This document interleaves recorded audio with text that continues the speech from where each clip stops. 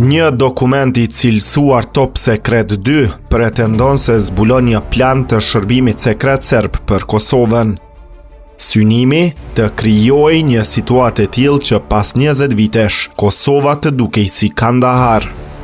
Dokumenti është gjetur në telefonin e Fatmir Shehollit dhe është pjesë e provave të përmendura në dosjen e prokurorisë speciale.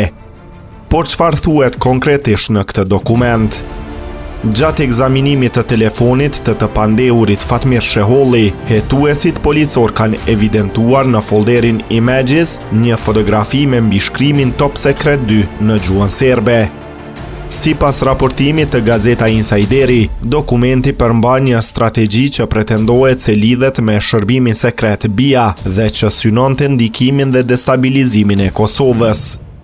Plani sipas dokumentit parashikonte ndikim përmes fesë, arsimit dhe politikës.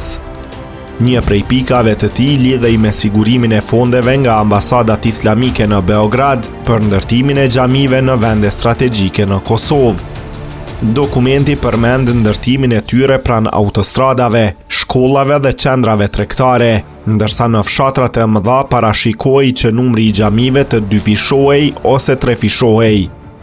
Por plani nuk ndalej vetëm te xhamit. Sipas dokumentit, medreset do të shtriheshin në të gjithë vendin, ndërsa njerëz do të zhvendoseshin nga zona ku sipas autorëve të dokumentit, feja është më e rëndësishme se kombi. Në këtë pjesë përmenden Mitrovica, Vushtria, Hani I Elezit, Kaçaniku, Dragashi dhe Prizreni. Dokumenti pretendon gjithashtu se përveç operativëve shqiptar në këtë strategji do të përfshiheshin edhe persona nga Maqedonia e Veriut, Bosnia Sanxhaku dhe komuniteti rom. Një tjetër pjesë e dokumentit bën pretendime të rënda për udhëheqës të bashkësive islame në rajon. Sipas tij, këto do të ishin nën kontrollin e shërbimit serb dhe do të synonin të përfshinin persona me ndikim shqiptar nga sporti, media, muzika dhe politika.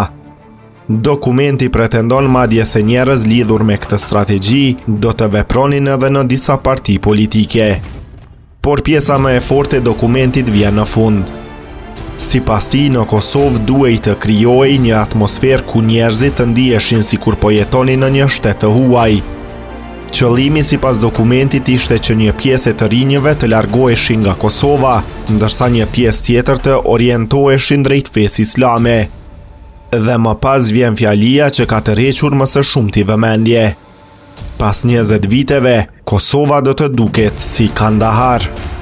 Sipas tekstit, autorët pretendonin se kjo do të ndikonte që fuqitë perëndimore të ndryshonin qëndrimin ndaj Kosovës dhe më pas të vendosnin për kthimin e saj në jurisdiksionin e Serbisë. Por dokumenti shkon edhe më tej. Ai pretendon se pasi ky objektiv të arrihej, Serbia do të kishte mundësi të nxiste largimin e shqiptarëve drejt Turqisë.